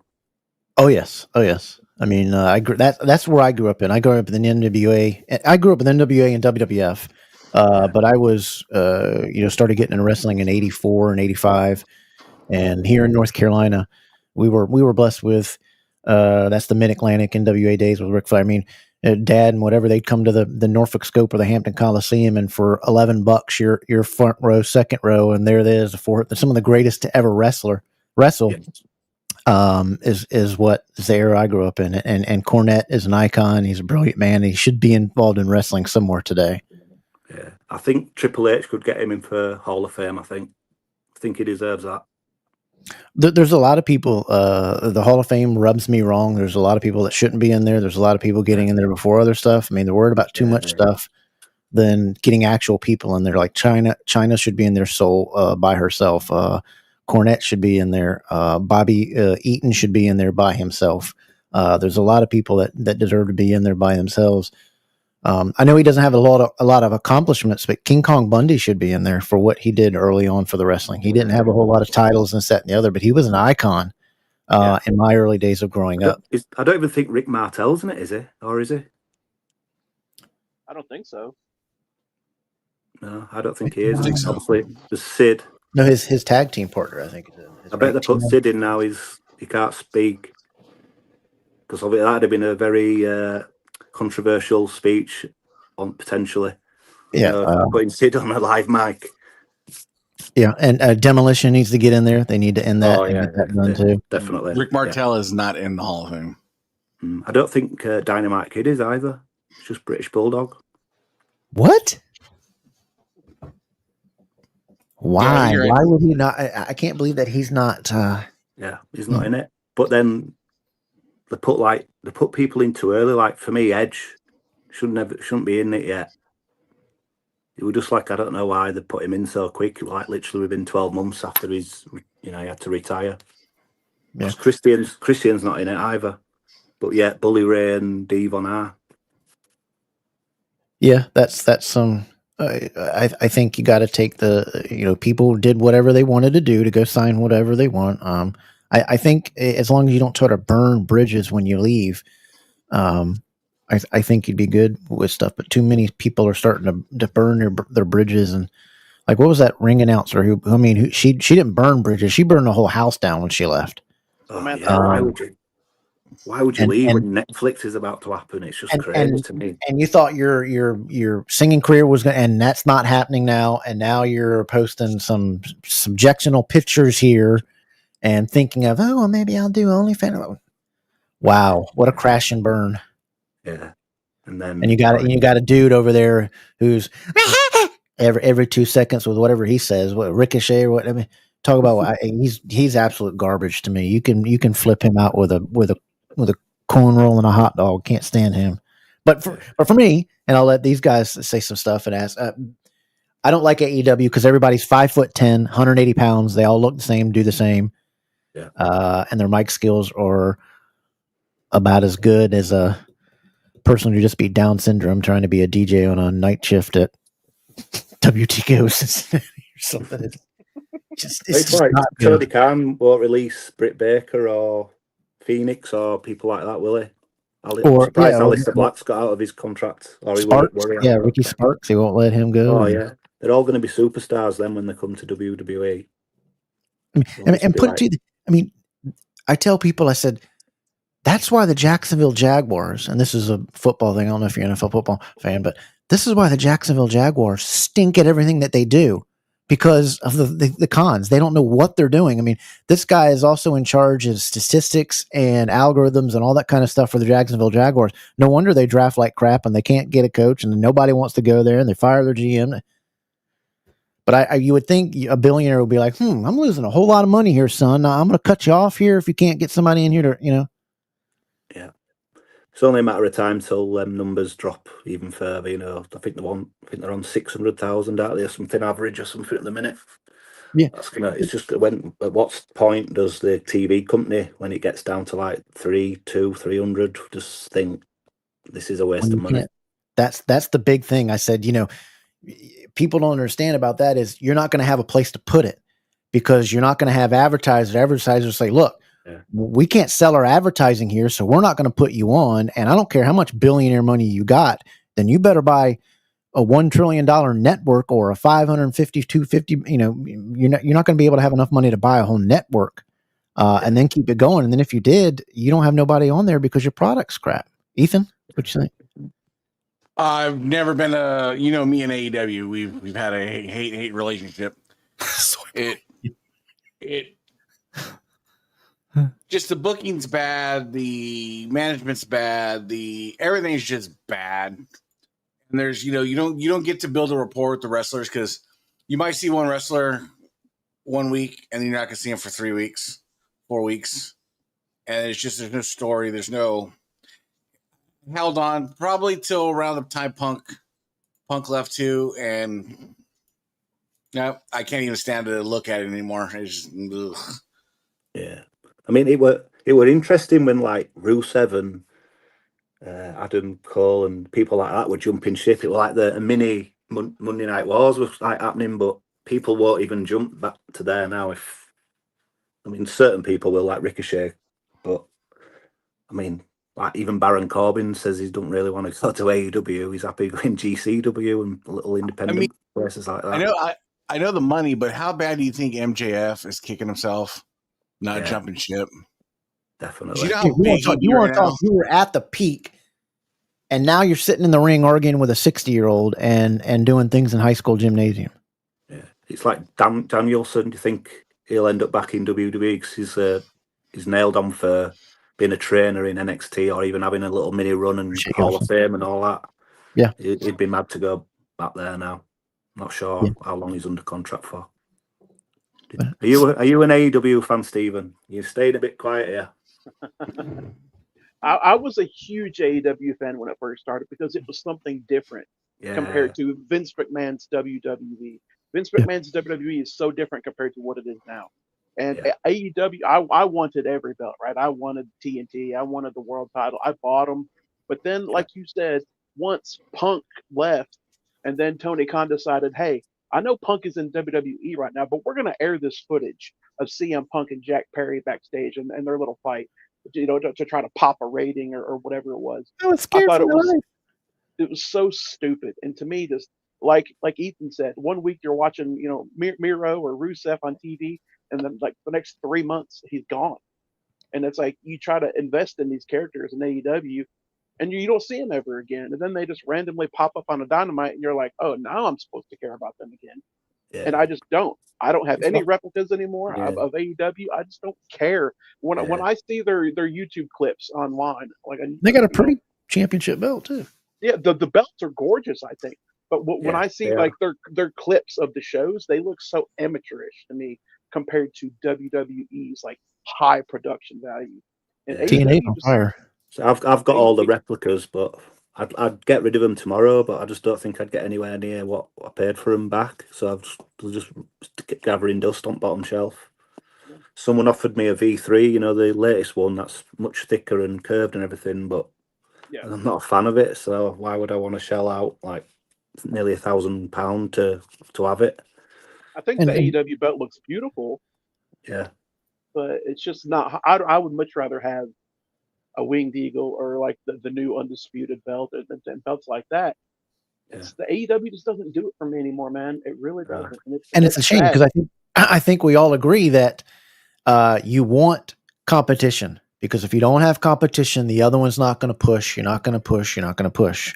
But they're just not in competition right now. And I just don't want to see all the same size wrestlers. And I just, for the life of me, I think one of the stupidest thing that you did was just this past week or 2 weeks when you had homegrown talent from AEW. You made them your tag team champions, and they were tag team champions for what, a week, and then they lose it to two guys that came in from the WWE. What? And then they'll have to lose eventually, unless it's like a triple threat and someone else takes the pin, something like that. I don't know, but yeah, nothing makes sense in that company. It's like he's making it up as they're going on, like I will with this belt. And your referees want to be the main event and the main attraction in there. Yeah, you multiple tournaments, like that league thing. There were two different sections. Honestly, yeah, that's another thing. Like the blue league and like the gold league, trying to get title shots, and I'm like, what is this BS that I have to try and keep up with, and the numbers system, and it's so stupid. Yeah, well, in theory, AEW was in Knoxville about a week or two ago, Knoxville, Tennessee, and I could have easily went, and I decided no, I'm not going to that garbage. All right. Hey, we're going to wind this up here in just a second. I want to know from you, Ethan, what are you excited about for Saturday night's main event tonight? Then I'm going to go to Steven and then Drip. I was actually reminiscing right now because I looked down and, man, when I was a kid, Saturday night main event was the coolest because the Warriors music would hit. He just streaked the ring. I would love to have that one more time. That music hit and him just come barreling out of the ring. Warrior needs that. We need that in WWE. But I like Saturday night's main event. It's good nostalgia. Good nostalgia. I'll be rocking it with my IC. Heck yeah. Who made that IC real quick? That's Classic Shields. That's beautiful. Can I just switch up the conversation? And I wanted to talk about. You're the guest. Like, go ahead. Carmine says the hobby's dead. What's that? Carmine says the hobby's dead. No, we're getting ready to have a. Are you reading my mind? Let's do this. So I have an opinion on that, right? Yeah. So I'm of the proponent. The hobby is dead. Yes. The COVID hobby's dead. Entirely different creature. The COVID hobby was it's coming. This weird February 4th. Weird thing in time that was phenomenal in a lot of ways. And that's gone. Is the hobby dead? No. COVID hobby's dead. Well, for me, the market's been flooded with too many bootlegs now, and that's making that part of the hobby just dead to me. Like one of my admins, Matt, he's got like the top belts. He won't have anything less than a Classic Shields or an Arm. That's his lowest. But it fell into a bit of hard times. He lost his job and stuff, and nothing new were popping up. He's got quite high, grade like jobs, and he started having to sell these things off. And like 12 to 18 months ago, he could have probably lasted for 2 months off selling one belt. He was struggling to sell like the top end Winged Eagle and IC and all these type of things for like even $1,000. I think he ended up letting them go for like 700 or something like that. It was just, whereas like I said, 18 months ago, that'd have been like 2,000 nearly or something.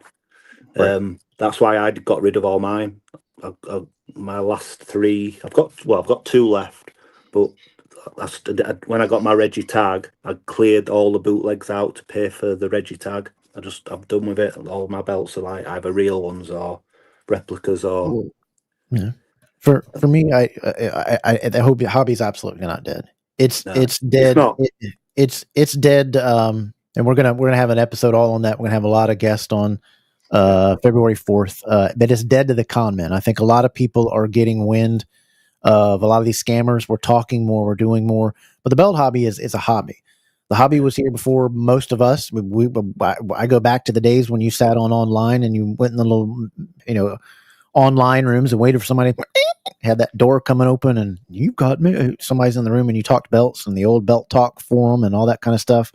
and it'll be here after us. It's a hobby is what you make of it. If you're tired of it, whatever, it's going to be dead to you.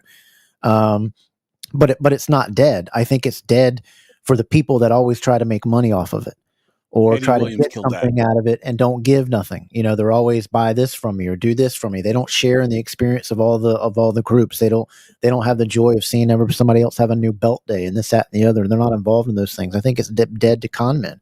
But the thing also too, I think people in this hobby need to start realizing is, look, there's a lot of belts out there now because we've had a good 6 years of boots, and people got to Which is what I understand mean. that your belt is not going to sell what you had it for, or even maybe $100 or $200 less. Classic Shields, when they were their $1,500 belts, they were going for $1,200 used. Now you can get them for $800-900, sometimes even $750. And people got to realize that because there's so much out there. So you can either sit with the belt or whatever. But then you obviously can't. there's pinfall title belts, isn't they? And there you can obviously. I've had these plates from Pinfall. $750 on American leather. I got this off Pinfall. They are really good. The plating on this isn't the best, but I think he's improved a lot since I got those. But to get an acid etched HD belt for Pinfall on American leather for like $750, crazy. Yeah, exactly. That's why would you buy? No one's going to buy a second-hand HD belt for more than that, other when they can just go get a brand new one. Yeah. The other thing with this is too many people are getting a mass-produced belt that's from China and complaining about a teeny tiny pick in it or a paint being oversprayed in it or whatever. Stop. It's a mass-produced belt. But I guarantee you, any handmade belt, you're going to find something with it, even the greatest of Reggies. You will find something because they're handmade. But people are getting too picky. I don't know where they got it from, but they're getting something that's mass-produced, and they're complaining about a little pit or a scratch. Just simply call up Fanatic, give me $50 off. Hey, there you go, boom, and done.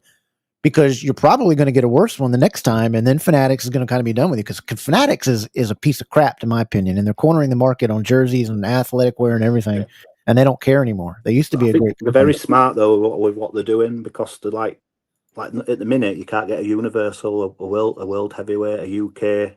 Like they stop stuff off, so then people buy the other shit, and then obviously that'll go off, and then they'll bring the other stuff back. So it's like waves. Whereas if you had everything on the site, people would buy probably maybe 2 or 3 things because they haven't got the full choice. You know what I mean?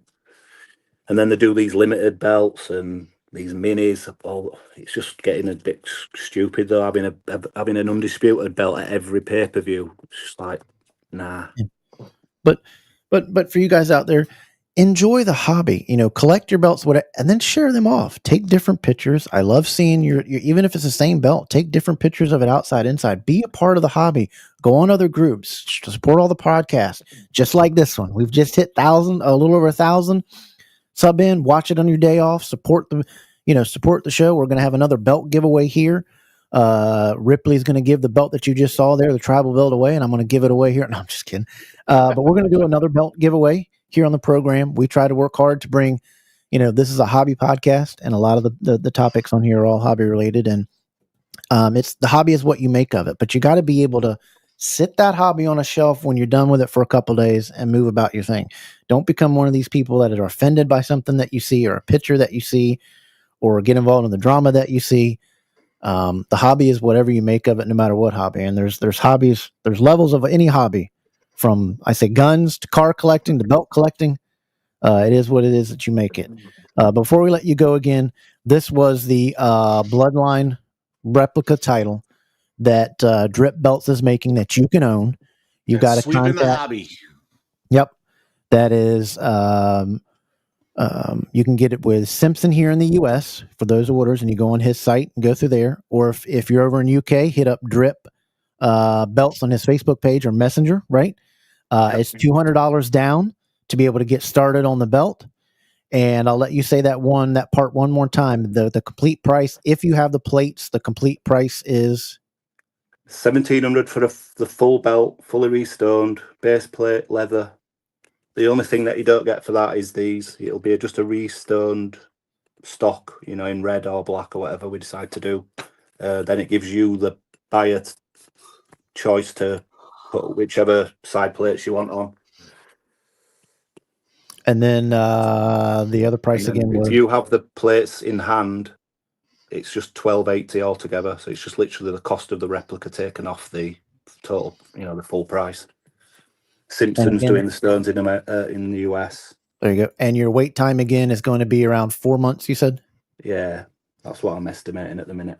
And then it's $200. And then once the completion is, you bring the rest, correct? That's right. Yeah. Okay. And this is something that's taken the hobby by storm. I think you've made, for me anyway, you've made tribute belts cool.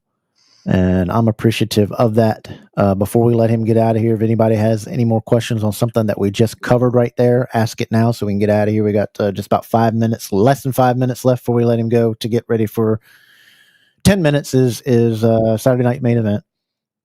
If anybody's got any questions. I think we pretty well got it covered. We know the hobby's not dead. Thanks, Carmine. There's only one thing that you three need to do now. What's that? Wait. Awesome. I'm anxiously waiting. You need to acknowledge me. You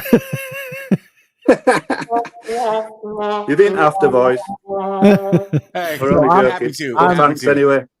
I'm going to absolutely acknowledge what you've done in this hobby. I'm going to put my finger up because it took some brains and thanks to the guys that you've worked with, Ashley and Dan and anybody else that you wanted to shout out for your help on this, Simpson, what you guys are doing. He says, "Why aren't you?"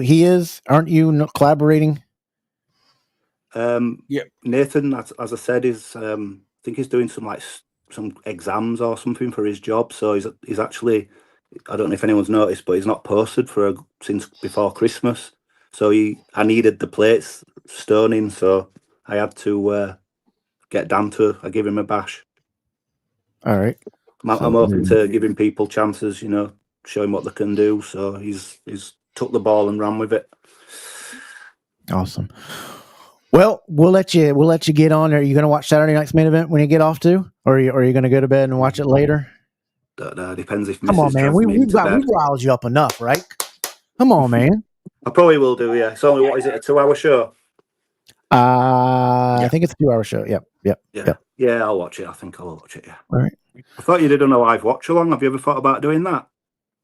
We have thought about it because we're still thinking. We're letting our audience know if we wanted to move from Tuesdays to Saturdays, and then the Saturdays that we run into a pay-per-view or something like this, we come on after the show or during the show. So we're kind of filling out what we're doing. We're 6 months old, and we've had so much great support for 5 months, and we're over 1,000 subs, and we're ecstatic where this show is going and the new things coming. We've got some other cool shows that are going to come up, and these two guys are part of Double Dropkick, and I'm proud to have them.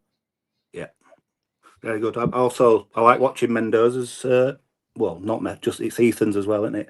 Their little thing they do on a Tuesday or a Wednesday. That's decent watch. Yeah, they've ended that for now, but I'll let Ethan talk. It's coming back. It's coming back. We had a dysfunctional member of the group that it was getting frustrating and Doza has a few things going on in his world. So once Doza's world calms down a little bit, we're gonna rejoin the forces because the crowd spoke and the people have spoke. I've got numerous messages like, "Where's goat milk? Where's goat milk?" You can't tell people what they want. I have it on when I'm doing a bathroom as well.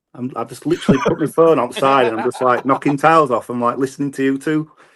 Yeah, it's kind of spoken. Yeah, it's good. And then, what's happened to Mr. Sutton? Is that feud in the bin finished? From what I hear, we don't get into that on this show, whatever he's doing. But I've not heard much from him, or I've not seen much in the groups. I don't know if anybody else is here on the show. I've not seen anything that people are feuding with him or whatever anymore. Absolutely quiet, which is strange. No more drama then now. No, because we don't need it in the groups. We don't have it on the groups. I know you guys don't do it. We have Carmine. We have Carmine, so we leave it at that. Yeah. I know you guys don't do it in Belt Masters. And thanks for us. You're now going to see double drop kick link when we do our shows in Belt Masters. So all you got to do is click on it and join it. But hey, you guys make sure that you like, subscribe, go and give this thumbs up if you like this interview tonight. Give us a subscribe because we're going to give a belt away. And then join us on Tuesday nights. And when you guys comment, you're a part of the show. The show is about the hobby, for you, with the hobby. And we like doing everything. We have cool things from DDK Belt Bar, where belts for sale. We have scammer alerts. We have news. We have all kinds of fun little things. Ethan's rants that he goes on. But yeah, we're excited where it's going, and hopefully all the drama stays away. But make sure you go up to Drip Belts on his Facebook page, give him a follow and like there. Go over to Belt Masters and do the same thing. Go to Championship Belt Brothers, love those wrestling belts. Go to Inner Circle, WCW, Big Boys Belts, Championship Belt Brothers, and Wide World of Belts. Go check them guys out at there and all that they do. Hey, man, I hope you'll come back on a program and talk some wrestling and more. Maybe we'll do one in the afternoon.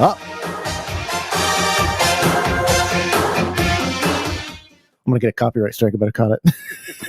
But hey, man, we appreciate it, Drip. Thanks for all that you do. If we can do anything for you, or if you want to show off anything else, come on the program. Let us know how it's doing. And if you have anything you want to show off, even if you can't come on the show, send me pictures of it. I'll be glad to show it on the show when we do it.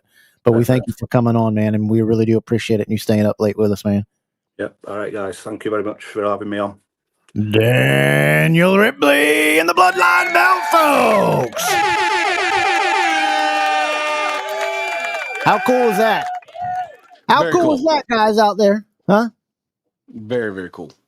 How cool? How cool? I said how cool. So cool. I said how cool. Y'all ready? Frosty. For Saturday night's main event? Dude, I'm gonna grab a drink. 10 minutes. I'm gonna go pick up burritos. And we're gonna watch the main event. Yep. Steven, thank you, buddy. Appreciate you coming on. Thanks for all that you do behind the scenes, man. We love you. Ethan, love you a lot. Tuesday night, we have Matthew Sparks on the program. He is a cosplayer. What comics is he in? He has a leather business as well, and the comics, I forget what's his comic name. What is it? MTS Comics. MTS Comics. He'll be on the program Tuesday night, and then February 4th, we have Is the Belt Hobby Dead? A panel discussion. Or is it dead for the con men? Make sure you tune that out. Stephen Hammer, we love you. Ethan Hammer, give him a shout out. And thank you guys. We'll see you soon, Ethan and Hammer. Later, guys. There they are. I want to thank each and every one of you out there that subscribe to the show. If you liked what you saw tonight, please give me a thumbs up right down there. It doesn't take anything to go right down there, click the thumbs up. Make sure you subscribe, because each week we have a great show and we want you a part of it. And when you subscribe, you got to tune in each week and be a part of the show. So once again, like, share. You don't have to share it if you want, but at least subscribe so that you can win a belt coming up in February. And then tune in each week to part of the show. Tuesday nights, Double Drop Kick Podcast, 9 p.m. Eastern, or you can watch it like many other people do. A lot of you guys in the UK do afterwards. Thank you so much, because I know you stay up late with that. It means a whole lot to us when you do that. So hit that subscribe button and come and check us out. We do a whole lot of cool things over here. And I want you a part of it. So everybody, let's get our drink in. Let's go on over to the old TV. And let's watch some Saturday night's main event. It's going to be good. I can hear the music playing. Thank you guys for tapping in. Thanks for D-Rep Belts for coming on the program, and everybody that worked with him. So you guys, once again, as always, stay safe, stay kind, stay humble, and we'll see you Tuesday night on Double Drop Kick. Good night, everybody.